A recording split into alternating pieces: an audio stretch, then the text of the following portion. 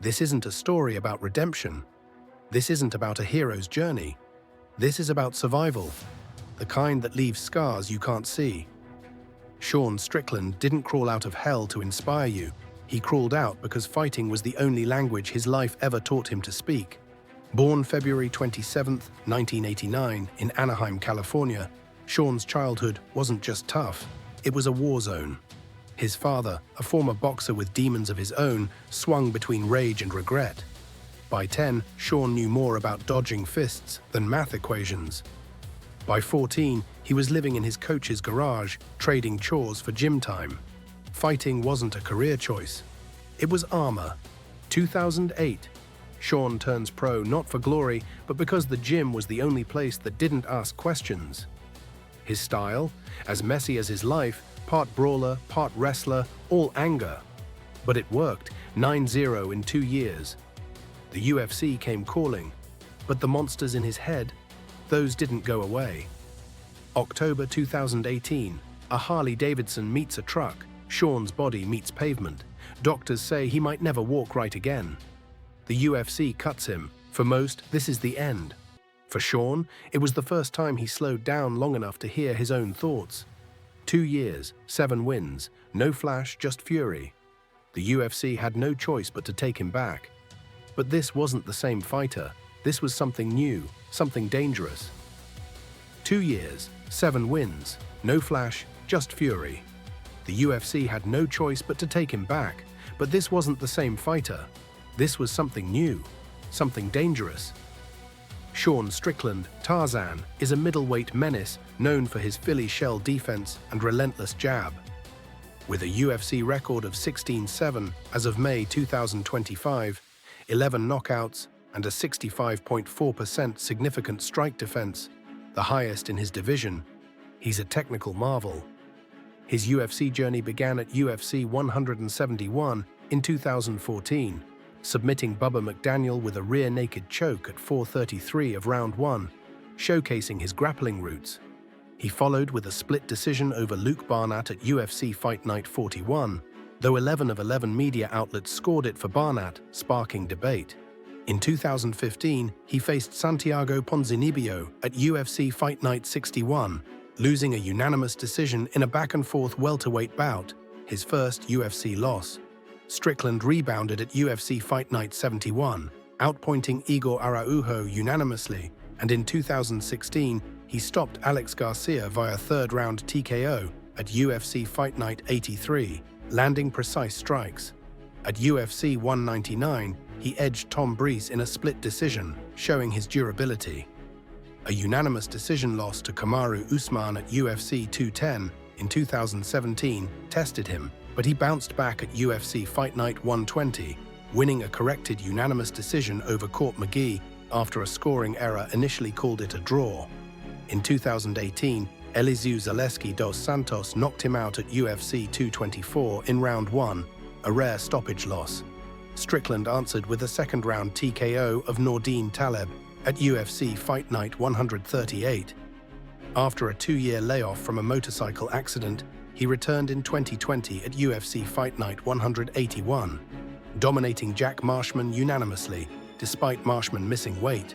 He followed with a second-round TKO of Brendan Allen at UFC Fight Night 182.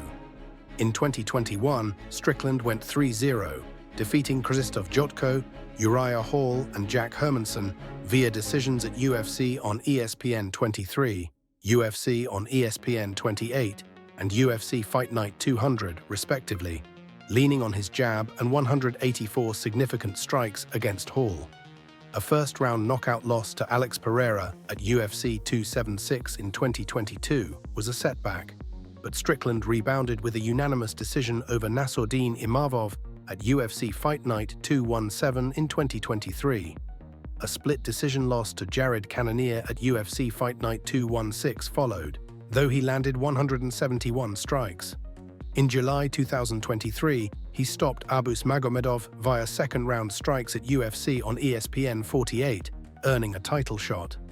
At UFC 293, Strickland shocked the world, defeating Israel Adesanya via unanimous decision 49-46 to win the middleweight title, landing 137 significant strikes and dropping Adesanya in round 1.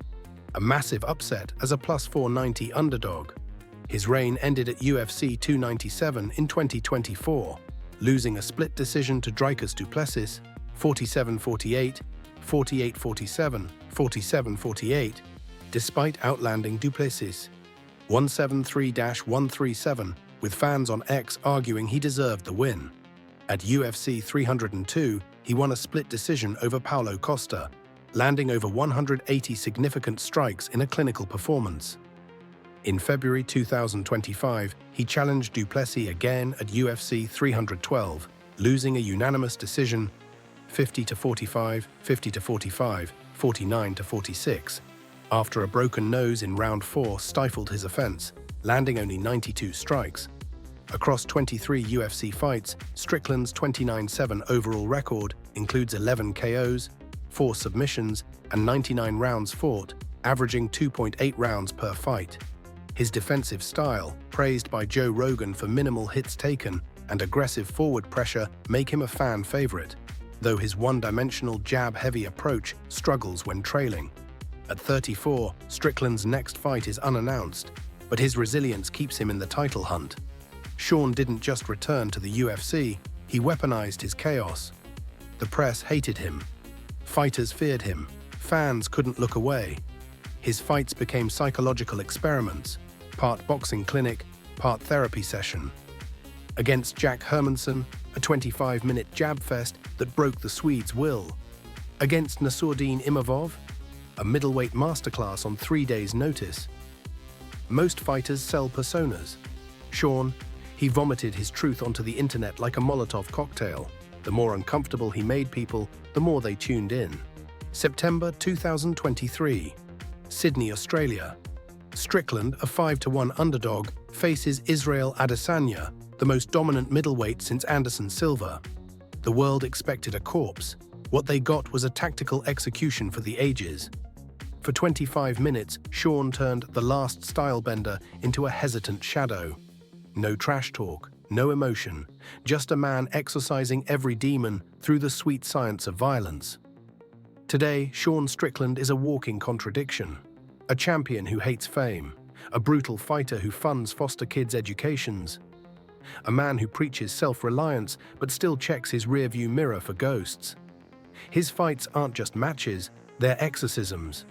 And win or lose, one thing's certain, the world will never be ready for what comes out of his mouth or his fists. They'll call him a villain, a madman, a champion. But strip it all away, and Sean Strickland is just a boy from a broken home who never stopped swinging. And maybe, just maybe, that's enough. Smash that like if you're Team Tarzan, subscribe for more UFC stories, and tell us in the comments. What's your favorite Strickland fight? Mahalo for watching, we're out.